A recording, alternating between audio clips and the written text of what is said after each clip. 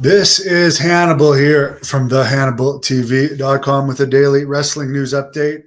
Sorry for the delay. I was just talking to former WCW enhancement talent Randy Hogan, who I guess has seen my interview with Mario Mancini and told the guy from the Cheap Heat podcast that hooked Mario and I up that he'd be interested in doing an interview with me. So Tuesday at 3 p.m. That one's coming up, but let me get into the news. There's the ratings news for today, as I got a few documents open. Sorry. Smackdown's final rating was a 0.56. Rampage was downed at a 0.14.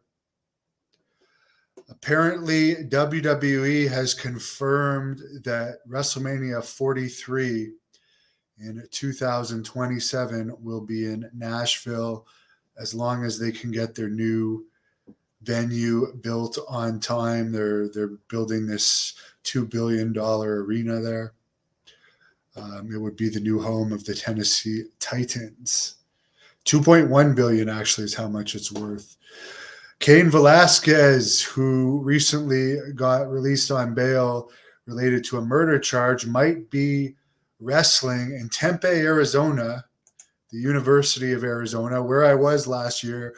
Beautiful campus. And I actually wish I could go see this event because I'd take any excuse to go to Arizona, and it's freezing here right now.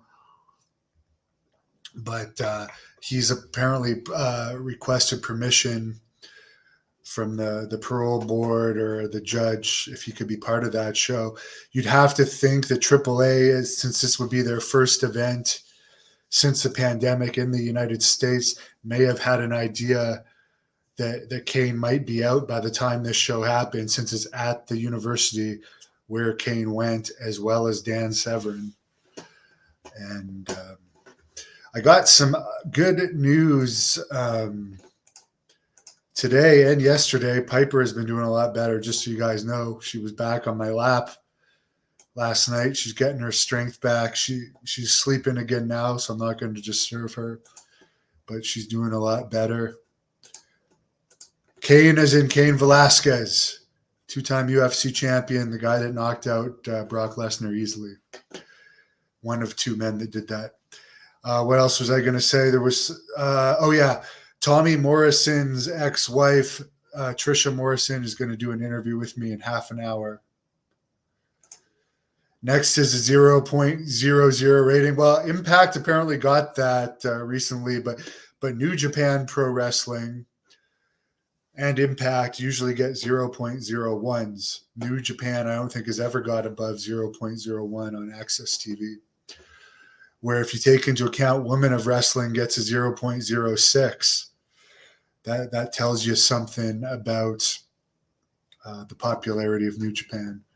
For as much as Tony Khan keeps hiring these Japanese guys, then he wonders why ratings are down.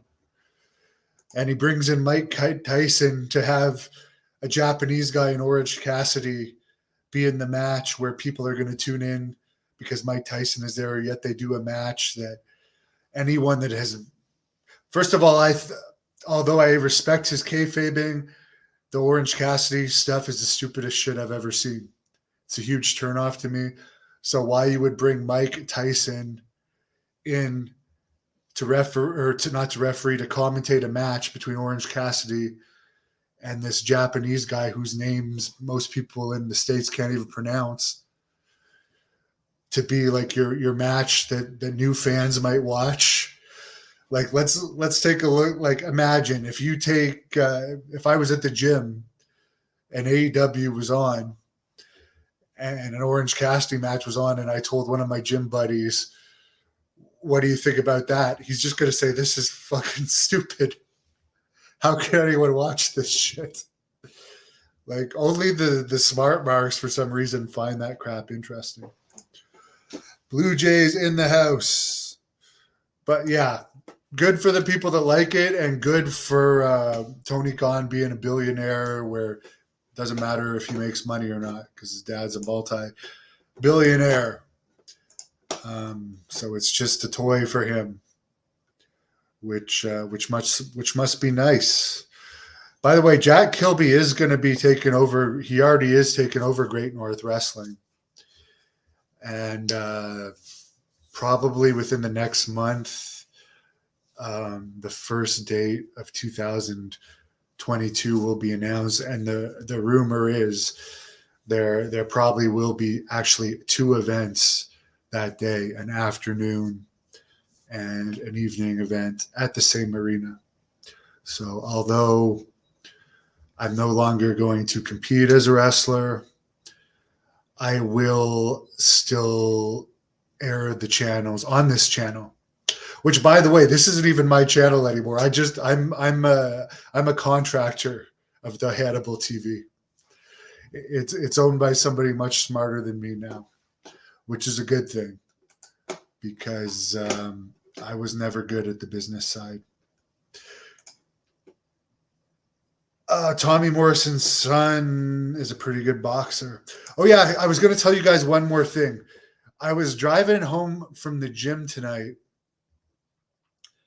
and WWE must be buying like promotion for Raw on the Ottawa radio stations, because there was like 5 minutes of them talking about what was going to be on Raw tonight.